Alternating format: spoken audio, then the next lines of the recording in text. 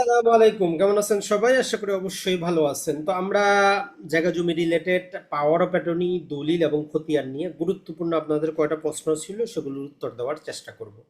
Number one প্রশ্নটা ছিল, এক ভাই প্রশ্ন করেছেন যে ভাই আমি পাওয়ার অফ অ্যাটর্নিতে একটা ফ্ল্যাটের আমি মালিক, রিয়েল এস্টেট কোম্পানি থেকে উনি পাওয়ার অফ অ্যাটর্নি নিয়েছেন, সেটার উনি মালিক। এখন উনি এইটা চাচ্ছেন যে উনার স্ত্রীর নামে করে দিবেন, মানে পাওয়ার অফ অ্যাটর্নিটা স্ত্রীকে দিয়ে দিবেন। এটা করতে পারবেন কিনা? কথাটা হচ্ছে যে এখন পর্যন্ত যে আইন, পাওয়ার অফ অ্যাটর্নি কোনো মালিকানার দলিল না, তাই পাওয়ার অফ অ্যাটর্নি দিয়ে আরেকটা পাওয়ার অফ অ্যাটর্নি তৈরি করা যায় না। আপনি ওই পাওয়ার অফ অ্যাটর্নি দিয়ে চাইলে বিক্রি করতে পারবেন, কোনো সমস্যা নাই। চাইলে আপনি বন্ধক করতে পারবেন, কিন্তু ওইটা দিয়ে আপনি আরেকটা পাওয়ার অফ অ্যাটর্নি তৈরি করতে পারবেন না। তাইলে যে ভাই প্রশ্নটা করেছেন উত্তরটা হচ্ছে যে না, সম্ভব না। তবে হ্যাঁ, আরো কিছু বাধ্যবাধকতা আছে। সেটা হচ্ছে এই পাওয়ার অফ অ্যাটর্নি আপনি যেদিন মারা যাবেন অটোমেটিক বাতিল হয়ে যাবে, আপনি ওই সম্পত্তির মালিক না।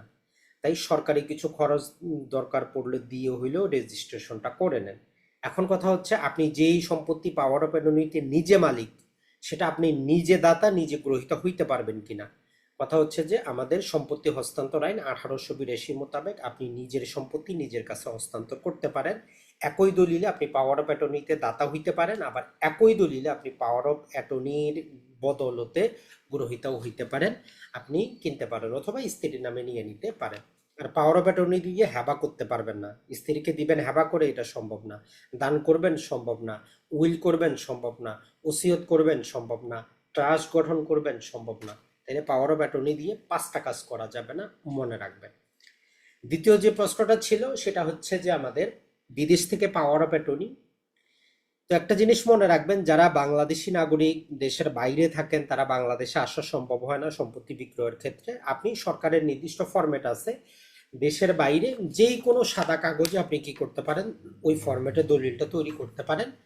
দলিলটা তৈরি করার পরে দূতাবাসে আপনি যাবেন, সেখানে 2 কপিতে আপনি কি করবেন, দলিলটা তৈরি করবেন, অরিজিনাল 2 কপি দূতাবাসে সবার সামনে স্বাক্ষর করবেন। করার পর 6 মাসের মধ্যে আপনাকে দেশে পাঠাইতে হবে, কুরিয়ারে অথবা যে কোনো মাধ্যমে। এই 6 মাসটা আগে ছিল না, এখন নিয়ম যে 6 মাসের মধ্যে পাঠাইতে হবে। তো দেশে পাঠানোর পরে আসলেই যে আপনি ওই এমবেসিতে গেছিলেন এটা যাচাই করার জন্য পররাষ্ট্র মন্ত্রণালয়ে আপনাকে এটা জমা করতে হবে।